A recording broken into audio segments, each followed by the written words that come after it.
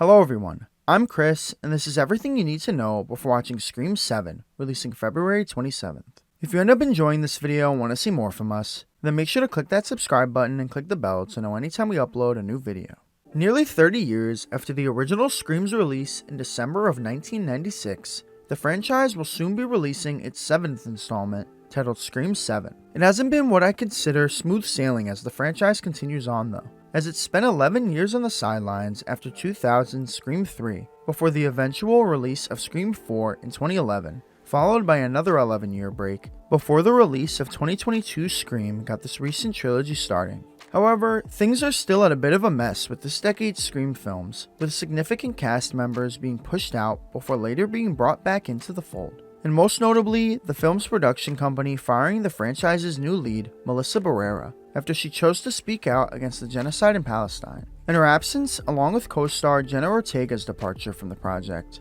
will definitely leave a hole that'll need to be filled in the new film. Still, there's a bunch for Scream 7 to go off of, and still a bunch of memorable characters making their returns. So before the new film, we'll be taking a look back at everything that's gone down throughout the previous 6 installments to help you catch up on everything you'll need to know. To begin, we're introduced to a Woodsboro High School student named Casey Becker in 1996, as she prepares to watch a scary movie with and awaits the arrival of her boyfriend Steve Orth, until she receives a phone call from a random number, which the caller claims was an accident, but he still continues to call and try to flirt with her. The man on the other end quickly shifts from sexy to creepy though, as he reveals that he's outside watching her and also has her boyfriend tied up on the patio, but he claims she can save Steve if she's able to answer one horror-related question correctly. Who was the killer in the original Friday the 13th? She unfortunately answers incorrectly though, claiming it was Jason Voorhees, when in the original, it was actually Jason's mother, Pamela Voorhees, so Steve's subsequently killed. The caller then launches a chair through the patio door and enters the house, but Casey's able to escape through a window and thwart their attack as she runs towards her parents' car approaching the home, but before she can call out for help, she's stabbed through the chest by Ghostface, who then leaves her hung up in a tree with her insides spilling out to be found by her parents. Following this, we're then introduced to another Woodsboro student named Sydney Prescott, as she's surprised at her home by her boyfriend Billy Loomis, who shows up at and sneaks in through her bedroom window, before nearly being caught by her father Neil, who we learn is leaving for a business trip the next morning. The reason Billy's come over though is to discuss his and Sydney's relationship, particularly the sexual aspects of it, since the two have yet to have sex.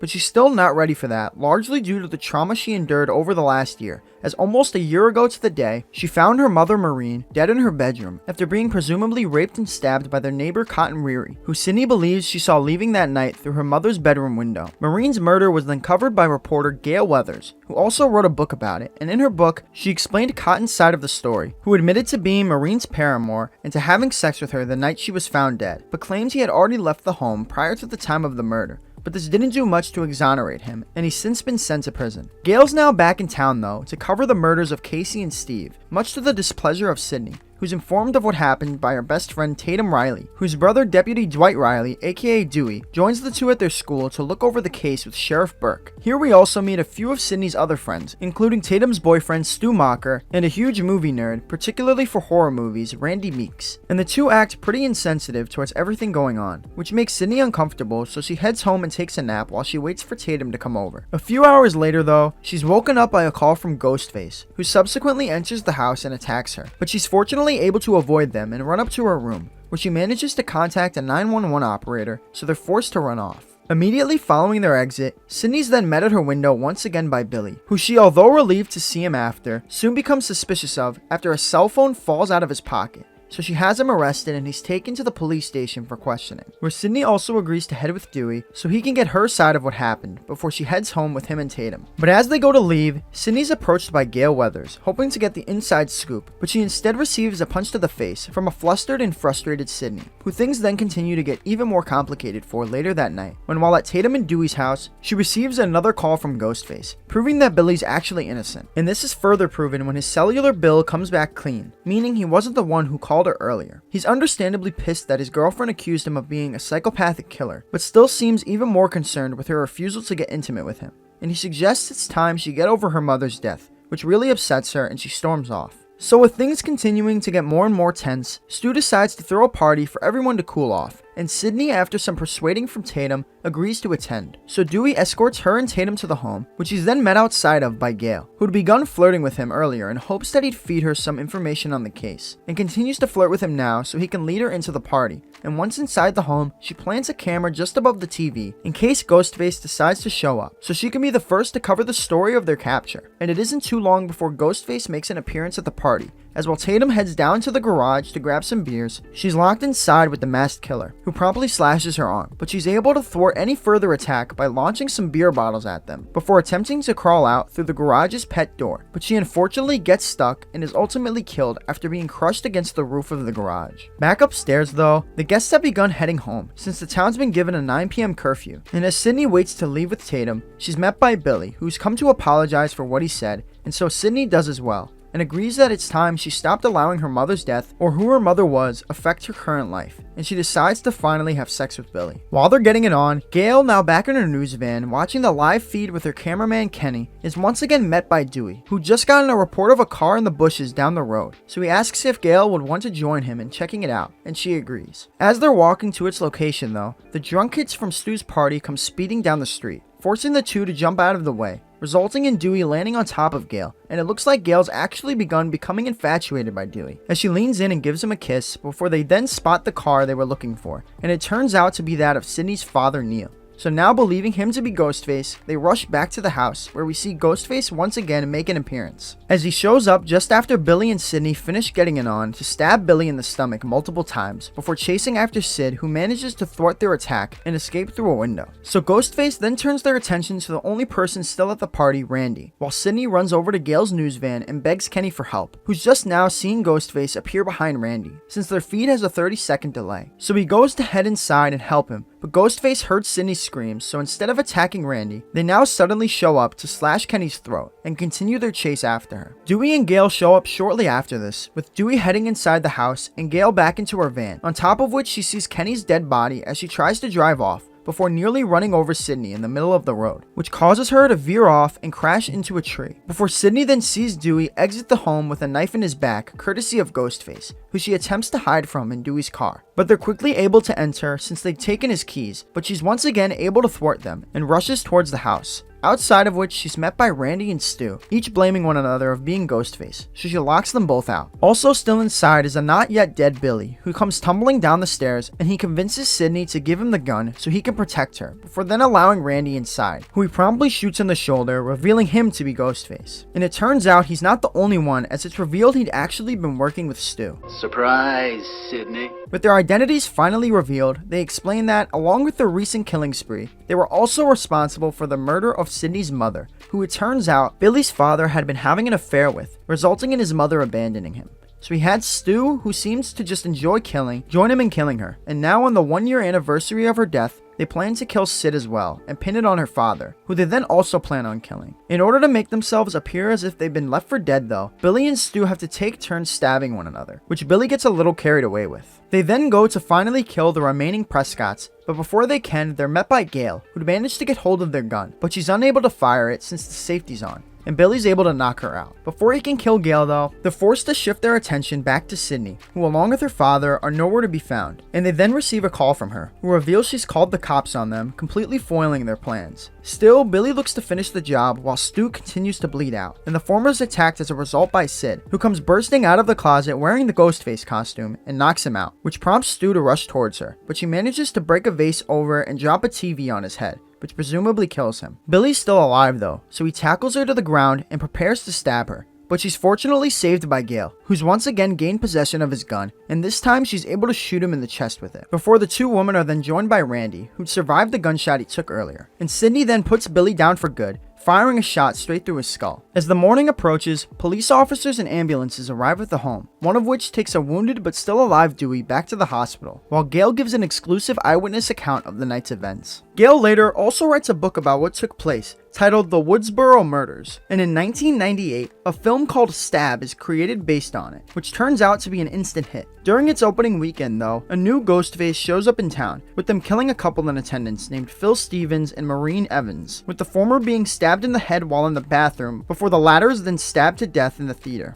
Back to Sydney Prescott though, who's now a freshman at Windsor College, as she, along with her roommate Hallie McDaniel, learns of the recent Ghostface murders, which have once again prompted the arrival of Gale Weathers, in pursuit of another story. On campus, we also meet the rest of Sydney's new group of friends, which still includes Randy, as well as her new boyfriend, Derek Feldman, and his best friend, Mickey Altieri. Sydney's also soon reunited with Dewey, who came as soon as he heard about what happened to check on her. And following their discussion, she's then approached by Gale, who's brought Cotton Weary along with her, hoping to be the first to get an exclusive interview between the two since Sid falsely accused him for murder. But this proves to be too much for Sydney and prompts her to once again punch Gale in the face. Gale's then made to feel worse when she reunites with Dewey, who calls her out for the negative comments she wrote about him in her book, in which she described him as inexperienced. So she attempts to apologize, but he refuses to accept it. We then jump ahead to later that night, while Sydney and her friends attend a sorority mixer, but the party's brought to an impromptu end after the kids learn that one of their classmates, Cece Cooper, was killed while alone at her sorority house by the new Ghostface.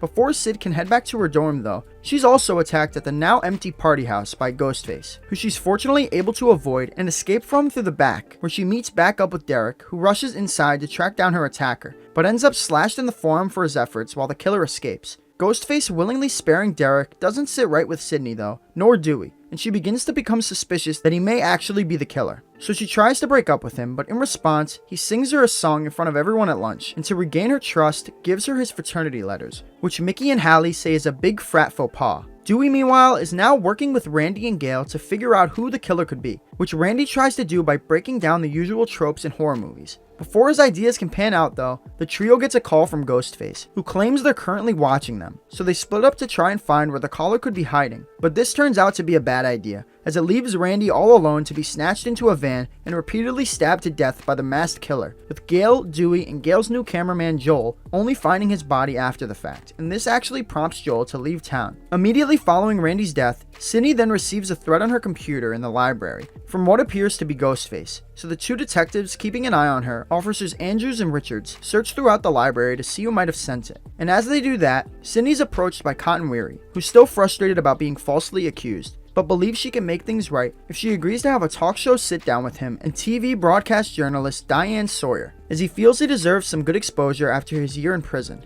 as well as the paycheck that would come with it. But she declines his offer, which makes him even more aggravated, and he starts acting a bit suspicious, so the two officers end up arresting him. He's let out shortly after though, since they don't have anything on him, while Sydney and Hallie are taken somewhere safe by Andrews and Richards. So with there still being no clear answer as to who this new Ghostface is, Dewey and Gale head to the school's film lecture hall to take a look at some of Joel's footage in hopes they can spot the killer somewhere, but their investigating is put on hold when the two get back to flirting and subsequently start getting it on the stage. That's quickly interrupted as well though, after another monitor begins playing live footage of them, which they see is being recorded by Ghostface from above. So Dewey rushes towards them, but by the time he gets upstairs, Ghostface has made it downstairs and behind Gale, who they chase throughout the building until she manages to lock herself inside a soundproof booth. Dewey soon also ends up in the booth beside her, but he's unable to get her attention, and is only spotted after Ghostface appears behind and stabs him in the back before vanishing. So Gale then attempts to make a run for it, but as she does, she bumps into a bloody Cotton, bringing her to believe he's the killer. So she runs outside and snatches the phone from a fellow reporter, Debbie Salt, who'd arrived to interview Gale multiple times earlier, and Gale calls an operator to inform them that Cotton is Ghostface. Sydney and Hallie, meanwhile, are in the middle of being transported to a secure location when, while stopped at a red light, the two officers are attacked by Ghostface, with Andrews having his throat slashed before Richards is beaten and rammed into with their own vehicle. Hallie's then the next to go, with the killer popping up behind and stabbing her in the chest as she and Sydney attempted to escape. But Sydney's still able to run back to campus and into the theater, where she finds Derek tied up on stage. Ghostface then enters as well and reveals himself to be Mickey, who promptly shoots Derek in the chest before explaining why he's done what he's done, as he actually plans to get caught for all of this so he can blame it on the movies and get famous off the trial. He did have a partner in crime though, who reveals himself to be Debbie Salt, who enters holding Gale at gunpoint, and who Sydney realizes is actually Billy's mom, Mrs. Loomis. Mrs. Loomis isn't completely behind Mickey's plan to blame it on the movies though, and begins setting into motion her own plan to blame it all on Mickey by shooting him in the chest, and as he dies, he fires off a shot that ends up hitting Gail in the stomach and sending her falling off the stage. Mrs. Loomis and Sidney then engage in a bit of a scuffle until Cotton Weary shows up, now in possession of Mickey's gun, so Mrs. Loomis attempts to convince him to let her kill Sidney, pointing out how she ruined his life, which he doesn't agree with, but he once again brings up that Diane Sawyer interview, which Sidney now agrees to do, so he shoots Mrs. Loomis in the throat, killing her, and Sidney, for good measure, then shoots her lifeless body in the head. Along with Cotton and Sidney, we see Gail and Dewey also manage to survive the night, with Gail now joining Dewey on his trip to the hospital, while Sidney's surrounded by reporters, all of which she promptly points in Cotton's direction so he can receive all the exposure he desires. 2 years on from Mickey and Mrs. Loomis's murder spree, we see Cotton's now gained all the fame and fortune he'd been seeking, with him even having his own daytime talk show, 100% Cotton. But his glamorous lifestyle is soon interrupted when he receives a phone call from yet another new Ghostface, who threatens to kill his girlfriend Christine if he doesn't tell them where Sidney Prescott is. But he decides against telling them, so while he races through traffic, they begin their attack on Christine, who they're able to trick using their voice changer and make believe they're Cotton before chasing after her. So when Cotton does eventually arrive home, she believes he's the one trying to kill her, so she whacks him over the head with a golf club, leaving herself open to a stab through the back from Ghostface, who then stabs Cotton through the chest, killing him as well. At the scene of the crime, the killer also leaves a photograph, which Detective Mark Kincaid of the LAPD brings to Gail Weathers in hopes that she can identify who's in it, and she recognizes them to be a young Maureen Prescott. Also, Cotton had just recently filmed a cameo for the third installment in the Stab film franchise, so the police are now looking into the film's production for any clues of who could have killed him. In this bad publicity worries Sunrise Studios, who begin to reconsider releasing the film, which frustrates the film's director Roman Bridger and producer John Milton. On the set, we also meet back up with Dewey, who's there working as a technical advisor, as well as a sort of assistant slash maybe boyfriend for actress Jennifer Jolie, who's playing the part of Gail in the film.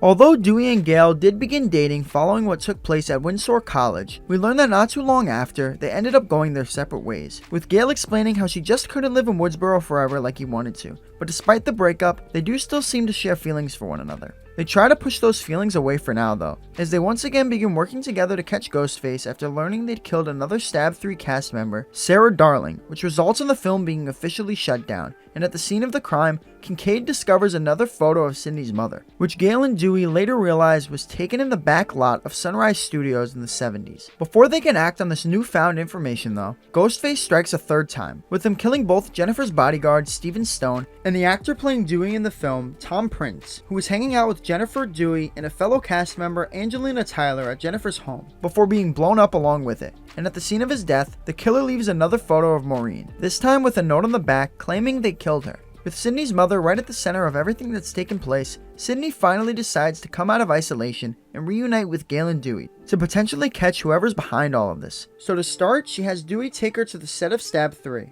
And while she takes a look around, Gail, reluctantly with the help of Jennifer, makes her way into Sunrise Studios archives, where they discover that Maureen had actually worked under the stage name Rena Reynolds back in the 70s, and acted in 3 films, each produced by John Milton. Sidney, meanwhile, makes her way to the set of her house in Woodsboro, where upon entering, she's promptly attacked by Ghostface. Fortunately though, she's able to avoid them for the most part and escape to Dewey and Kincaid, the latter of whom transports her back to the precinct, while Dewey joins Gail and Jennifer to confront Milton in his office, and after some interrogating, they get him to reveal that during Maureen's time as an actress, she would attend some of Milton's parties at his mansion so she could, as Milton explains, meet men that could get her parts if she made the right impression. Nothing happened to her that she didn't invite in one way or another,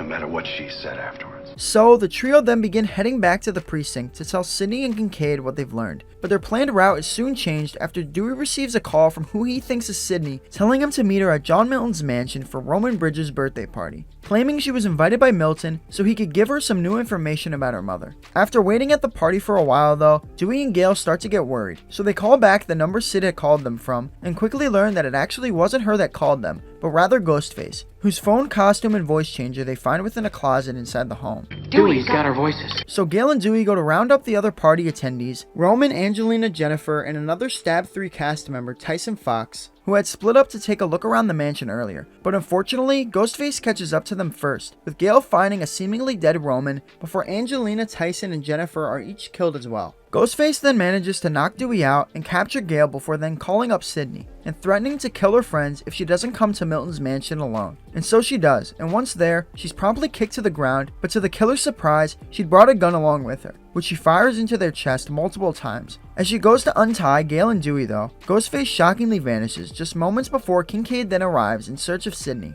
but he's quickly taken out of the equation when the killer pops up again and stabs him in the shoulder, before then chasing Sid into Milton's hidden screening room, where they finally reveal themselves to be Roman Bridger, who it turns out is Sydney's biological brother, born as a result of their mother being raped by Milton and his buddies. He explains that all his life, he searched for his mother and eventually found her 4 years ago, but Maureen refused to take him in, claiming he was Rena Reynolds' son and not hers. So he put together a plan to get her killed, first by recording her multiple affairs, including the likes of Cotton Weary and Billy Loomis's father, before showing the latter footage to Billy, who he then guided towards killing Maureen. And now, Roman looks to kill Sydney as well, so he can paint her as the true villain and take her place as a beloved hero and star. Before he does that though, he drags in a tied up Milton and slashes his throat for what he put their mother through. And once having done that, he shoots Sydney twice, once in the stomach and once in the chest. Sydney though had been wearing a bulletproof vest, so as Ronan prepares to go kill the remaining 3 survivors, she shockingly appears behind and stabs him in the back twice, before landing one last stab through his chest just as Dewey and Gail manage to break into the room. Roman's not yet dead though, since he'd also been wearing a bulletproof vest, but he's quickly put down with a headshot from Dewey, and with their Ghostface troubles appearing to finally be over, Gail and Dewey, along with Kincaid, head back to Northern California with Sydney. And there, Dewey, although recognizing their differences, decides to propose to Gail, and she says yes. 11 years on from this proposal,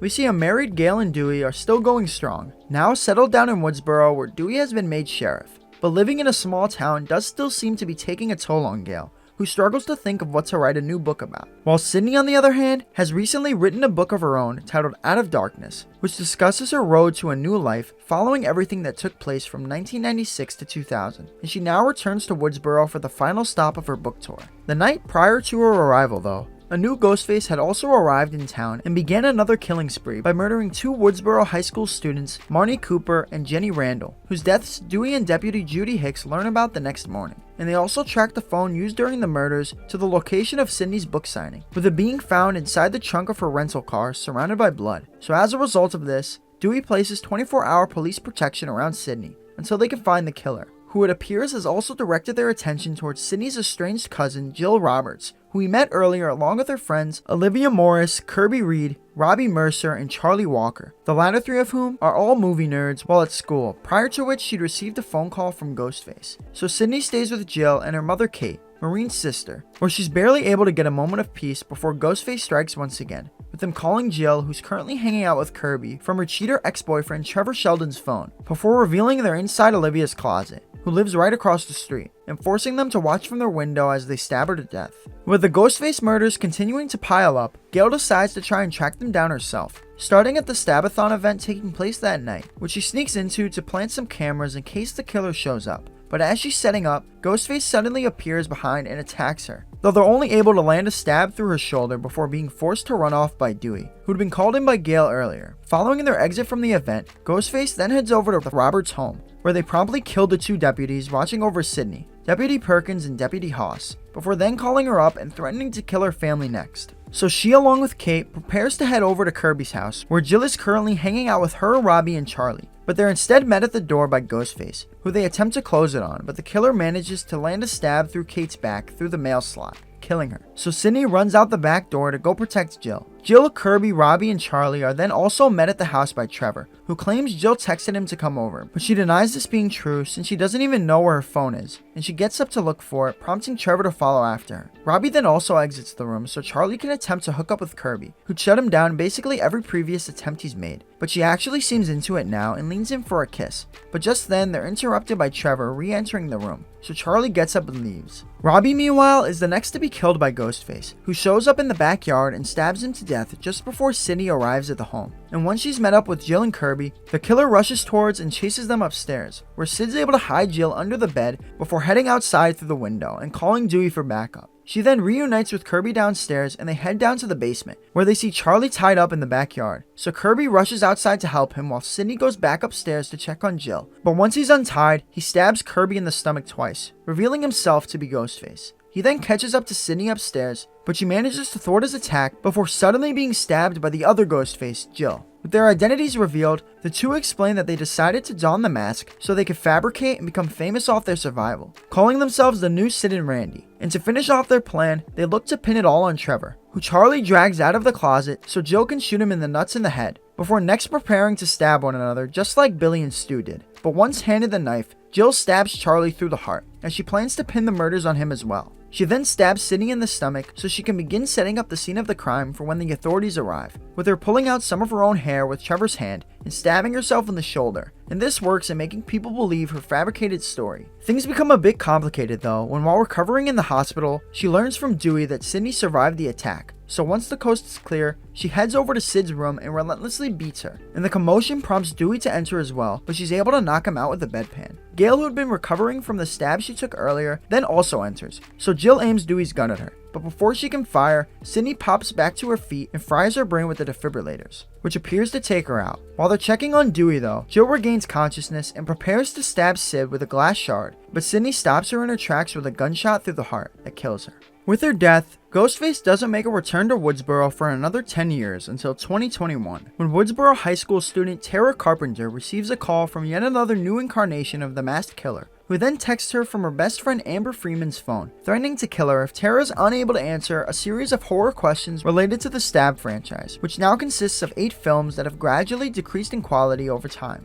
And although Tara's never seen any of these films, she's able to answer the first couple questions correctly by looking up the cast online. When asked who the killer was in the first stab though, she only answers Billy Loomis, so since it was actually both Billy and Stu Macher, her answer's deemed incorrect, and Ghostface prepares to attack Amber. So Tara rushes out of the house to try and save her friend, but upon opening the door, she's instead met by Ghostface, who slashes her stomach, slams her to the ground, and stomps on her ankle, breaking it, before then landing a stab through her hand and multiple stabs through her back just as the cops arrive outside. Fortunately though, Tara survives the attack and is recovering in the hospital, where she's met and comforted the next day by her friends, including the son of the now Sheriff Judy Hicks, Wes Hicks, the niece and nephew of Randy Meeks, twins Mindy and Chad Meeks Martin, and Amber. She's also later joined by her estranged sister Sam, who's driven over from Modesto along with her boyfriend Richie Kirsch, and the two sisters are able to get some time alone for the first time in a long time, with Sam even staying with her through the night, in the middle of which, while in the break room taking her antipsychotic pills, Sam sees a hallucination of Billy Loomis,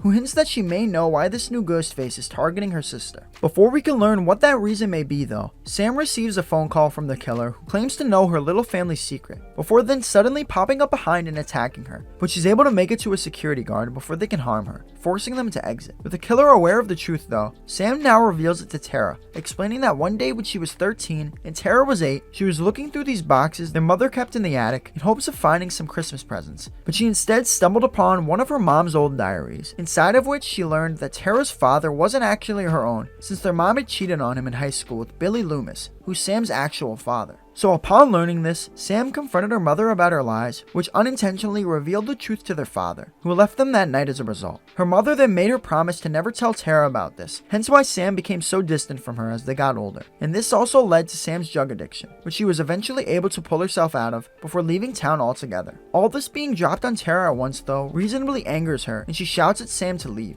So she does and is met outside by Richie, who'd heard everything from behind the door. But he isn't scared of her dark history and refuses to leave her side, so they plan their next move together, that being to meet with a now retired and no longer married Dewey, since he and Gail had split about 2 years ago, not too long after deciding to leave Woodsboro, as he struggled to live comfortably anywhere else. He's reluctant to speak with them at first, but after learning that Sam's Billy's daughter, he gives them 2 minutes, during which he suggests they first begin looking for the killer within Tara's friend group. He refuses to help them do it though, having suffered too many injuries from his previous encounters with the masked killers, but the discussion does prompt him to reach out to some old friends, with him first calling up Sydney, who's now married to Mark Kincaid, with whom she has 3 children, and warning her not to come back to Woodsboro no matter what she sees on the news, as there's a new Ghostface in town, and she warns him to be safe in return. He then goes to call Gail, but can't bring himself to speak with her, so he just sends her a text before deciding to leave his trailer park and help Sam and Richie as they round up the kids at Chad and Mindy's house, where Dewey reunites with Randy's little sister Martha, the twins' mother, and who we were introduced to back in 2000.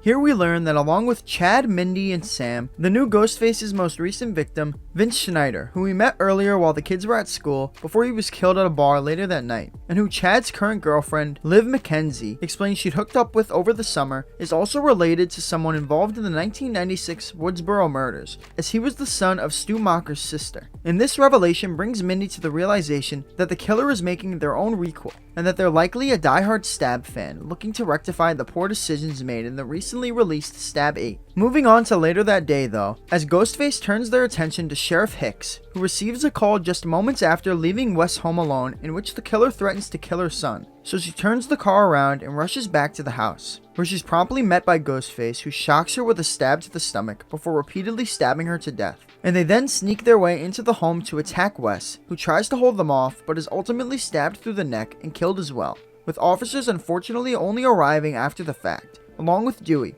who's met at the scene of the crime by a returning Gale, there to check on him as well as cover the story for her show. And here the two get to share a long-needed heart-to-heart, in which they make it clear that they still love each other very much, but just can't shake their clear differences. Sam soon also shows up on the scene, and after seeing the officers that were assigned to watch over Tara there as well, she realizes she must be in trouble. So she, joined by Dewey, rushes over to the hospital, where Tara's also begun to realize she may be in danger. So she tries as best she could to wheel herself out of there, and on her way out, she comes across a dead security guard, prompting her to hide in a closet, where she's soon found by Richie, who claims Sam asked him to come check on her, before he's then attacked by Ghostface, who slashes his arm and knocks him out, before turning their attention to Tara. Fortunately though, Dewey and Sam arrive just then, and as she grabs Tara and Richie, Dewey engages in a brawl with the killer, which he eventually brings to an end after landing multiple gunshots to their chest. Once in the elevator though, he realizes that if he wants to put the killer down for good, he needs to shoot them in the head, so he sends them down while he goes to finish the job. But the moment he aims his gun, he receives a call from Gale, which distracts him for a moment and allows the killer to pop back up and stab him in the stomach and through the back, killing him. As a result of his death, Sydney decides to once again return to Woodsboro and help a distraught Gale and the others kill another Ghostface. But Sam instead actually wants to just leave town with Tara and Richie, which Sydney tries to warn her against, claiming that no matter where she goes, the killer won't be too far behind. But she's willing to take that chance and drives off. Unbeknownst to her though, Sydney had put a tracker on her car, so she and Gale watch as their planned route is soon changed when Tara realizes she'd forgotten her inhaler. So they go grab her backup one from Amber's house, where a party in Wes's memory is currently taking place. There isn't too much action taking place there though, specifically between Liv and Chad, as the latter turns down her sexual advances since he's not 100% sure she's not the killer, which pisses her off and prompts her to storm out. As more time passes though, and after she doesn't respond to his multiple texts, he starts to become worried, so he heads outside to look for her, leaving himself vulnerable to an attack from Ghostface, who stabs him in the leg, and as he tries to run away, tackles him to the ground while landing multiple stabs to the back. Immediately following this attack, Sam, Richie, and Tara arrive at the house, so Amber shuts down the party and takes Tara upstairs to give her the inhaler, while Richie heads downstairs to grab a beer. And while they're all separated, Sam receives a call from Sydney, who informs her that the house she's inside of is actually Stu Macher's old home. And following this revelation, Ghostface shows up once again, appearing behind Mindy, who's still watching the first Stab movie on the couch and stabbing her in the shoulder. As she falls unconscious, Sam, Amber, Tara, Richie, and Liv all enter the room, and they all suspect Liv's the killer, since she has blood on her hands. But she's soon revealed not to be when she's shot in the head by Amber, which prompts Sam and Richie to run downstairs, leaving Tara alone with the killer. Sam quickly realizes this, so she tries to run back upstairs to protect her, but Richie warns her not to, citing how there's always two killers, and that he believes Tara must be the second. But Sam refuses to believe this and heads back up without him, while Sid and Gale finally make it to the house, outside of which Gale's promptly shot in the stomach by Amber, leaving Sid to enter alone. So once inside, she just starts shooting every door in sight, which results in her inadvertently shooting Richie in the leg,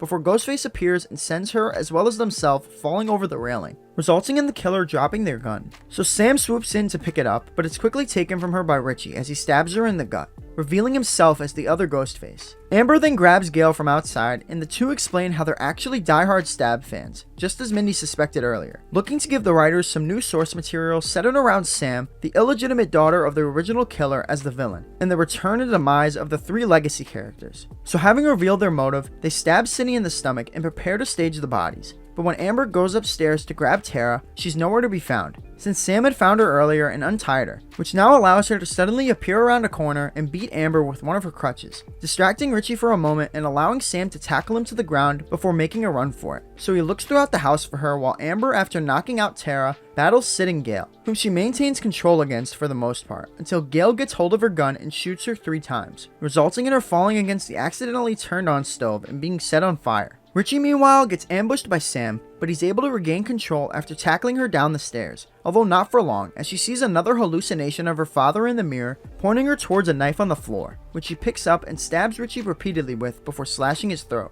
The day's not yet saved though, as after Sam reunites with Sid and Gale, a charred up Amber rushes towards them with a knife, which is quickly put down by a headshot from Tara. Along with Sid, Gale, Sam, and Tara, we see that Chad and Mindy had also survived their attacks, as they're taken away in ambulances. And after thanking the 2 legacy characters for their help, Sam leaves in an ambulance as well with Tara. In the year following Richie and Amber's murder spree as Ghostface, all 4 of Sam, Tara, Chad, and Mindy decide to move to New York City in search of a fresh start, with the latter 3 now attending college together, while Sam tries and fails to talk through what happened to her with her therapist. As unfortunately for Sam, many people online believe that the most recent killings in Woodsboro were actually her doing, and that she'd framed Richie and Amber. Despite no longer living in Woodsboro though, they're still once again targeted by a new pair of Ghostface killers, with those 2 being Jason Carvey and Greg Buckner, former friends of Richie, who like him are also obsessed with the stab movies and the history of the Ghostface killers, and who seek to kill the Carpenter sisters so they can finish Richie's movie. In addition to the Carpenters, we also see as Jason targets their film professor, Laura Crane, who, after she'd given him a bad grade on his paper, he began speaking with under a fake identity online to make plans for a date so that he could ultimately lure her into a dark alley one night and kill her. However, when he later returns home after the murder, he receives a phone call from someone using the Ghostface voice changer, making him believe at first that it was just Greg on the other end. But it soon turns out to be another Ghostface, as after he finds Greg's dismembered body in their fridge, Jason's then also repeatedly stabbed and killed by the killer. It doesn't take long for Sam, Tara, Chad, and Mindy, along with a few new members of the group, including Sam and Tara's roommate Quinn, Sam's new boyfriend Danny, Mindy's new girlfriend Annika, and Chad's college roommate Ethan, to learn of the murders via the news. And shortly thereafter, Quinn's father, Detective Wayne Bailey, informs Sam that he's discovered her ID at the scene of the crime, and so he needs her to come down to the station. Upon arriving at the station and meeting with Detective Bailey, they're informed that the killer had also left a mask at the scene of Jason and Greg's murders,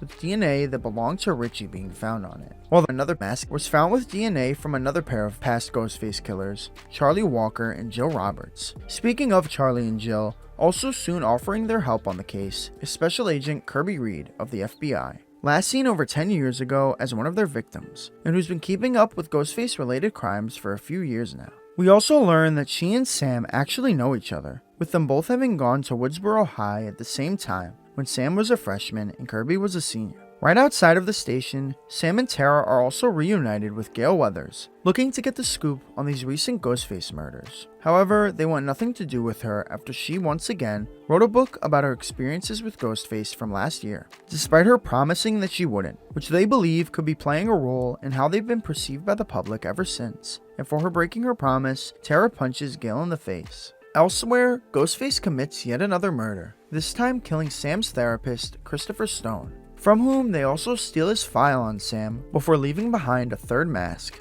this time with DNA from Roman Bridger, which convinces Bailey and Kirby that the killer may be leaving behind these masks of former Ghostface killers in reverse as some sort of countdown to something. To remain safe, Sam and Tara have Chad, Mindy, and Annika stay at their and Quinn's apartment with them. And here we see as Tara and Chad, who had begun to show clear attraction for one another earlier, continue to show some romantic interest in each other. Things quickly prove to still be unsafe, however, as Ghostface is seen inside their apartment through Sam's boyfriend Danny's window from across the hall. So he tries to get her attention, but he's unable to by the time Ghostface kills Quinn and her boyfriend off screen. Ghostface then bursts out of Quinn's room, and as Tara and Chad escape the apartment, manages to slash Mindy's shoulder and stab Annika in the abdomen, before they and Sam flee into and barricade Quinn's room. From there, their only means of escape is to crawl across a ladder propped up between her window and Danny's, which both Sam and Mindy manage to do, but Annika's wound proves to be too severe for her to make it across before Ghostface breaks through the door.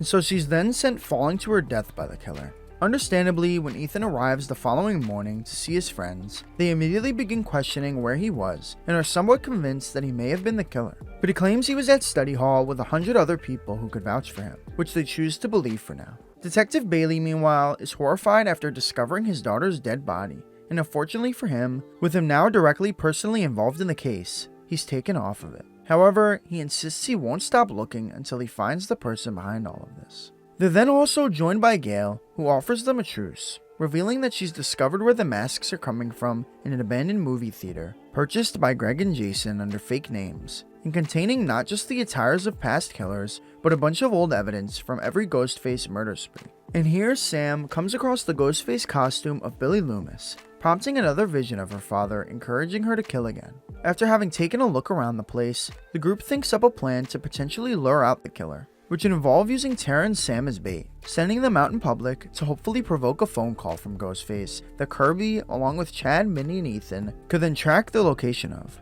However, rather than tracking the killer to a location nearby, it turns out that they're actually calling from an apartment building halfway across the city that they soon realize is Gail's. Shortly thereafter, Gail's attacked in her home by the killer, and while she's able to put up a good fight, and even manages to get hold of a gun, it still appears that her time may be up after Ghostface lands a stab into her shoulder and abdomen. However, a final stab is stopped by the arrival of Sam and Tara, who get a hold of Gail's gun and use it to force Ghostface to flee. While Gail's rushed to the hospital, the rest of the kids, now also joined by Danny, form a new plan to trap and execute Ghostface using the abandoned theater they'd found earlier. They also call up Detective Bailey so that he and Kirby can meet them there, and he warns them to travel in public so that the killer has less of an opportunity to get at them before they reach the theater. So they decide to take the train. However, they're immediately inadvertently split up after Mindy and Ethan get caught in the crowd as the others board their train, leaving Mindy to travel alone with who she suspects could be Ghostface. However, it seems that her assumption was wrong when she's attacked and stabbed by the real Ghostface,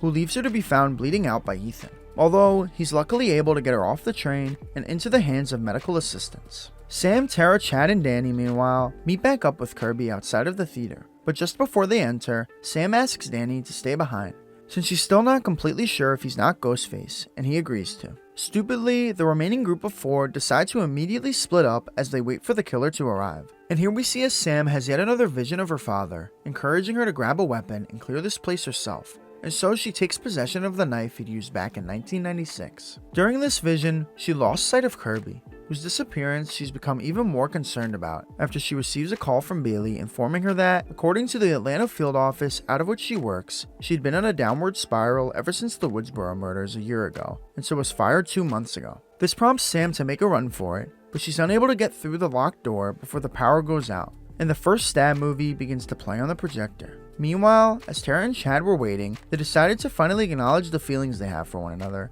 and share a kiss. Only for Ghostface, this time wearing Nancy Loomis's mask, to suddenly jump out and stab Tara in the shoulder. However, they're momentarily able to take control of the brawl upon Sam's arrival. That is until a second Ghostface, wearing Stu Malker's mask, jumps out and stabs Chad from behind, before the 2 killers then repeatedly stab him to presumably kill him. Tara and Sam are then also joined by a bloodified Kirby, who opens fire at the Ghostfaces to force them into hiding, before she's then shot twice by Detective Bailey, who's finally arrived at the theater and is revealed to be working with the 2 Ghostfaces, who each unmask to reveal themselves as Ethan and the still alive Quinn, both of whom are Bailey's kids, as was Richie Kirsch. It turns out that this entire theater is actually Richie's collection, which Bailey helped him build over the years, and while acknowledging that he may have overindulged his son's obsession with the stab movies, the way that he was brutally murdered by Sam convinced him and the rest of the family that she and anyone else that had anything to do with his death had to die. They not only want to kill her though, but want to reveal her as the true monster she is. So Bailey demands she put on the final mask in their collection, her father's. But unfortunately for them, they're then interrupted by a revived Kirby firing at Bailey,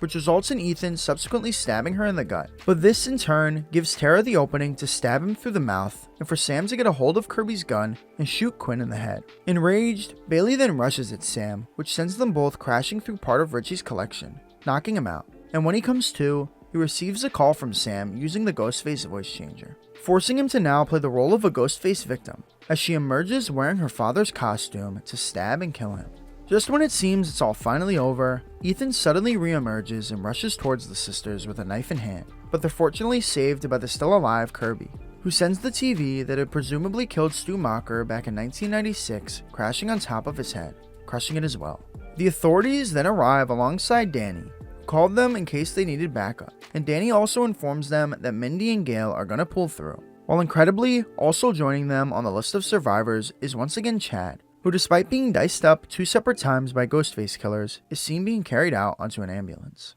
And that was everything you needed to know before watching Scream 7. If you enjoyed the video or found it helpful in any way, then be sure to leave a like and subscribe to the channel. And also, let us know in the comments below which movie in the Scream franchise is your favorite. But once again, thank you all so much for watching, and I'll talk to you again soon.